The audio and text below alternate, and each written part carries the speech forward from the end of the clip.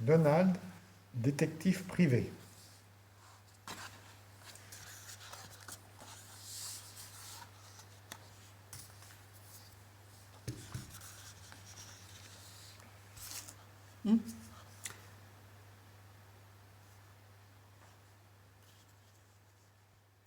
Au secours, Mickey! Mon coffre a disparu! Quelqu'un me l'a volé! Au voleur, au voleur! S'écrie soudain Minnie. Voyons, ne t'affole pas comme ça, répond Mickey. Je vais aller voir Donald, le grand détective privé. Donald se tenait à son bureau, très occupé comme d'habitude. Donald, Donald, réveille-toi! Hurle Mickey. Le coffret à bijoux de Minnie a disparu. Donald ouvre un œil ensommeillé. Je prends l'affaire en main. Dès ce soir, je vais faire une enquête et je retrouverai le coffret à bijoux en moins de rien. Il ne s'aperçoit pas, tandis qu'il s'enfonce dans les sombres ruelles, qu'une ombre immense se met à le suivre. Je retrouverai le coffret de Minnie, annonce Donald à haute voix. Je le retrouverai. Foi de Donald, le grand détective privé, tonne une voix de stentor.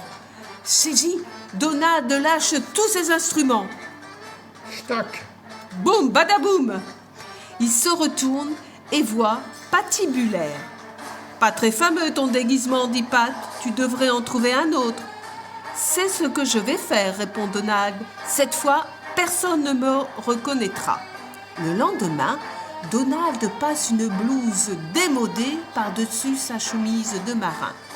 Il ajoute ensuite une paire de lunettes cerclées de métal.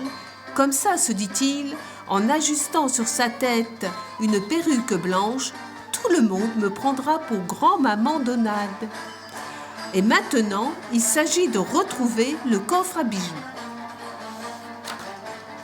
Comme il sort de chez lui, il croise Dingo.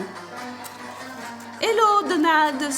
s'enquiert gaiement ce dernier. « Vas-tu donc à un bal masqué ?»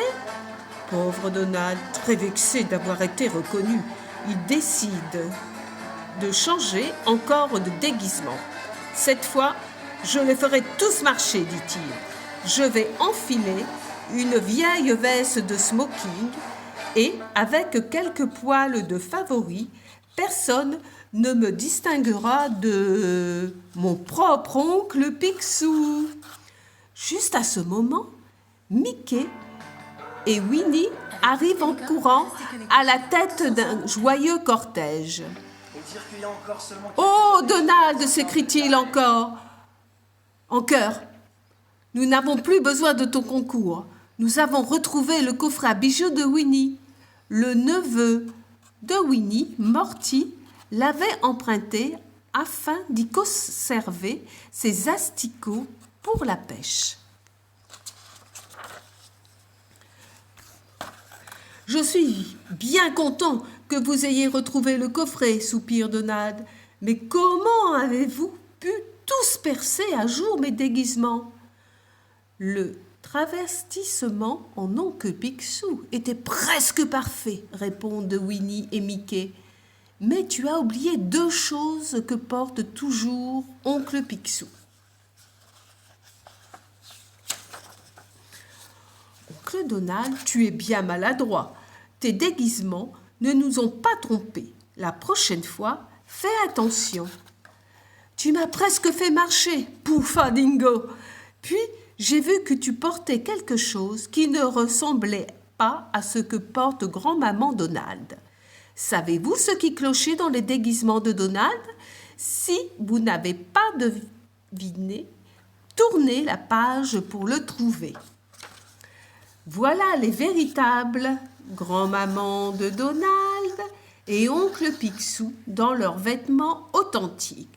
Comparez-les avec les déguisements de Donald et voyez sur quel point il s'était trompé.